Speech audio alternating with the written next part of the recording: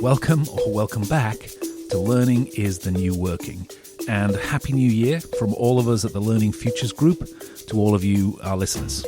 This episode is one in the season called Learning for Good, in which Lutz Ziob and I explore the international aid and development sector, looking for clues about how to make the future of workplace learning and the future workforce even better. Today's guest is Chris Proulx. He's the head of learning programs and served as interim CEO at Humentum, which is a consortium of hundreds of NGOs who collaborate to improve operational excellence and develop skills of their employees and volunteers around the world. Chris, as you'll hear, is a seasoned digital learning leader and served for many years as the CEO of eCornell, an early leader in the e-learning library space, which was spun out of the Ivy League institution in upstate New York called Cornell University. He brought his entrepreneurial mindset and followed his heart and his passion to make a difference in the world and became CEO of an organization called Lingos. This was one of 3 organizations that joined in 2017 to form Humentum. Humentum has a mission to inspire and achieve operational excellence for organizations that are focused on positive societal impact and help accelerate the shift of emphasis towards building sustainable capacity and capability in the global south. Chris Proulx is very well equipped to help us in our quest to establish what we in the private sector can learn from all of this good work, because he's worked in both arenas. His relatively recent move into the sector, with what we might call fresh eyes, and his thoughtful, very human approach to work and life is very illuminating. We talk about learning technology, we talk about remote working, and we explore the power of deliberately switching contexts to accelerate learning and establish new perspectives on life and work. Let's listen to my conversation with Humentum's Chris Proulx. Chris Proulx, welcome to Learning is the New Working. Thanks for contributing to our season, which we're calling Learning for Good, and sharing the work at Humentum. So welcome to the podcast. Yeah, I'm super excited to be here. I'm loving what you're doing, and I'm happy to kind of share a little bit about what we're working on. Great. I thought in full disclosure, I ought to really explain to the listeners here that I am actually on the board of Humentum. You and I have worked together a lot over, I would say, maybe the last 5 years. 5 years, it's hard to believe, yeah. Both in Humentum and the precursor organization, which was called Lingos. But I just wanted to be clear, and there's no reason why we shouldn't talk, Chris. So welcome to the podcast. Good, thank you. We usually start with a rapid fire section, so we just kind of understand a little bit about your organization and what you do. So let's start by telling me what part of the world you live in and why. Yeah, I live in Ithaca, New York, in the U.S., which is in the beautiful Finger Lakes region of like central and western New York. I live here because it's an awesome place to live. It's a small college town. Many of you probably know Cornell University or Ithaca College. They're both based here, so it keeps it really vibrant and very cultural and very kind of mixed up.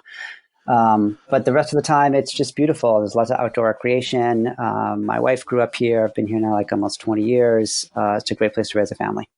You also, it might be a good time to say, you worked at eCornell, which was a kind of private spin-off of the university. Can you just talk a little bit about what you did there? Yeah, exactly. I was there a total of about 13 years, I think. I was CEO for the last 10. And it was just an amazing ride of kind of really trying to figure out a lot about, first of all, like how online education should work in any context, cohort-based learning, et cetera.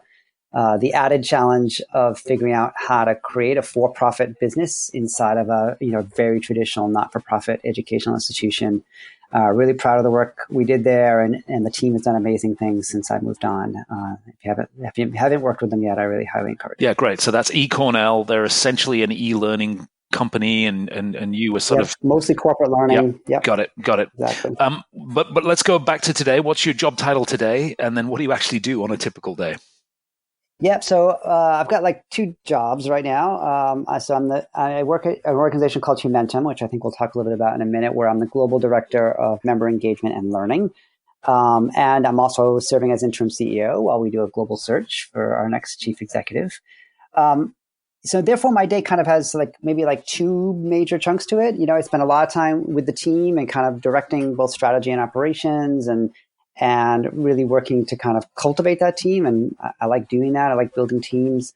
And then probably the other half of my time is really just engaging with our members and finding out what their points of pain are, trying to understand how we can help them build skills or improve systems and processes, and then trying to connect them with our industry partners or other collaborators who can help them improve their operations. Now, I've learned in this sector that the smart thing to do is to ask people what is the mission of their organization. So, yeah, so I kind of, that's funny. I guess really everyone should be worried about their mission, I guess, Chris. But I actually, it's true. I like it for the private sector too. It's one of the learnings I have so far. It's a really refreshing way to think about the work that you do. So I mean, our real mission is really to really sort of strengthen the overall development humanitarian sector. So anyone who's sort of working and really to kind of make community stronger in some ways. Our big focus of our work is international. But some of the organizations we work with also work here domestically in the U.S. And we're a member network. So we've got 300 organizations to do that. And this is a network of organizations who believe that if they strengthen their operations, that's going to lead to greater lasting impact. So our mission is to help them do that. And we kind of do that, I would say, in 4 kind of key areas, right? When we talk about strengthening our operations, it's like, how do we manage and sustain our financials and our money more effectively? How do we take care of our people more effectively? How do we run our programs so they deliver the highest possible impact? And then this is a very risky business that these organizations in. How do we help them manage that risk and then comply with the donor requirements that come? Because most of the time they're spending somebody else's money. How do they comply with that? Yeah, we're learning this a really sort of peculiar, with a small p, way that this sector operates through grants and donor funding and so on and so forth. I think it's fair to say that because most aid organizations try to spend as much money as possible at the point of need, there's sometimes, there is an opportunity to collaborate and consolidate around things like how you train your people, how you do effective finances, and so on and so forth. Is it true that Humentum sort of serves that purpose, shoring up some core functions? I mean, I think the issue you highlighted there is a really kind of key one for the work that we do overall, right? So, at Microsoft, there was no external body, right, telling Microsoft, oh, by the way, you can only spend so much money on quote unquote overhead, marketing, HR, finance, IT, et cetera, right? And so so when you get into this sector, that's like really a kind of a key thing, right? The donors want you to basically constrain your spending on those things so that the money can go, as you say, to the point of need. And to further complicate that, every donor has a different idea of how much that should be, right? So we kind of work in a number of ways. One is the way you talk about, right? Just like, how do we do more collaboration? How do we get people to cost share? How do we get people to find unique ways to kind of manage within that envelope of spend that they have? But the other part of it is, how do we then actually help to advocate on behalf of our membership with the donors about how to actually do that more effectively? And maybe, in fact, they're actually being kind of short-term focused, not long-term focused, in terms of, in some ways, starving these organizations from the ability to kind of thrive and grow. Got it. Now, Humentum is a relatively new organization. What's the origin story, Chris? Yep. So we're just about 2.5 years old. We're a merger of 3 other not-for-profits that were all working somehow in this related space. And, I think it's a good story because really each of us looked at the mission that we had and said, you know what, the world is becoming really dynamic. This whole sector is really changing. And I think you're talking to other people about some of those changes in this series. And we knew that we couldn't deliver, for example, at Lingos, where you and I were, we couldn't deliver on our mission without some of these other building blocks. And these other 2 organizations kind of felt the same way. So we were able to kind of get around the table, look at, okay, what are all the assets that we have here? And could we actually be more impactful? Could we be more global? Could we actually have a bigger voice in terms of advocacy if we kind of join forces? That's very unusual in the not-for-profit sector. And it's not been without its bumps in the last 2 years, but I think it's definitely been worth doing.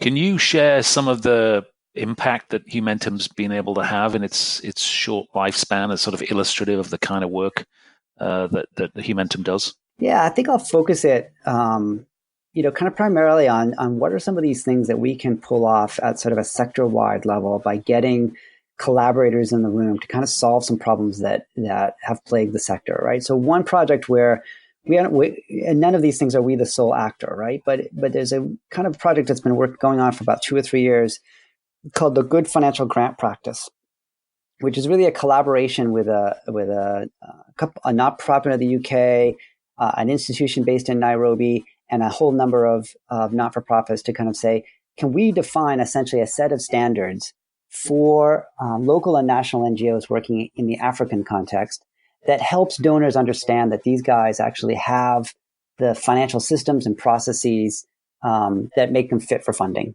And rather than having each donor essentially have their due diligence process, we're hoping that this GFGP essentially becomes essentially the gold standard, that organizations can basically comply with that standard and then demonstrate to their donors that they're doing good practice.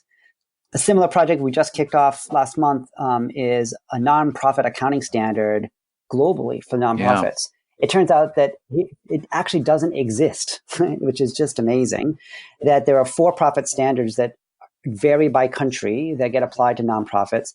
And because of the way nonprofits get funding, as you mentioned earlier, and spend money, those for-profit rules in many ways don't apply. And so you have to kind of bend the standards to make it work. And it makes it really hard for a non-for-profit. It takes extra effort, essentially, to produce financial reporting and so on. So we're working on that with a few partners and a couple of donors. And then on the skills side, we've been active now for many years, building a series of professional certifications. We've launched 2 since we came together as Humentum, which are really co-creation activities with the sector, and really an attempt to kind of build a common set of skills and knowledge base that everybody can reference to say, okay, this is the kind of talent we want in the sector. So that's interesting. For our audience here and our mission, we're really focused on sort of the learning and development and talent sector. What role does learning and training play in the overall mission of Humentum? It's a big part of our mission. So, essentially, if you think about it, we largely kind of focus on kind of 3 pieces, right? So one is this kind of sector-wide convening, networking, advocacy, data. Another big chunk is helping organizations with their systems and processes, so actually just getting in and doing some consultancy and advisory work. But I would about half of what we do is about skills. And we focus that in kind of 3 different ways, really. Part of that is to do the work like I was just mentioning on the certifications and kind of creating tools that anybody can sort of pick up in the sector and either benchmark against or actually use for learning. The second part is delivering our own training courses and a whole wide range of topics that cover those 4 capability areas that I mentioned earlier that really help organizations strengthen their own internal operations. And the third is just, we have a service called Humentum Learning Services, which is really learning as a service. It's really helping NGOs actually run their L&D departments. And we've got a number of, about over a dozen really committed private sector partners who help us do that. And we can provide a platform, we can provide content, we can provide coaching and mentoring to just help organizations that might have literally half an FTE, maybe not even that in some cases, run their L&D operation on a shoestring. And then just to round out this sort of quickfire section here and describing the work of Humentum, how do you measure success or impact, Chris? We've got, I think, a number of different kind of metrics, right? So just, like a lot of member organizations at a very basic level, we look at engagement, right? How many of our organizations are engaging with us and across how many different dimensions, right? So that, in terms of kind of almost like a, kind of transactional metric is really important to us. Beyond that, we look at things like how these certifications, how well penetrated are they essentially in the market, and are we reaching both kind of global South practitioners as well as kind of practitioners in the global North? And what impact is that having on how organizations function? Let's dive deeper into some of these questions here. And I got a lot of questions for you, Chris, in part because, our mission in this series is to figure out what we can learn in the private sector from the amazing work that's going on in this aid industry, $200 billion aid industry, as I learned earlier from Raj Kumar. And you have made a pivot. You did work in the private sector. We talked before about you were CEO of the eCornell Group. I'm right in thinking you're not a career NGO person, right? No, this is my first time really working in this sector, which is unusual, right? I mean, unusual but changing. the kind of typical profile of someone who maybe like came out of college, went to the Peace Corps,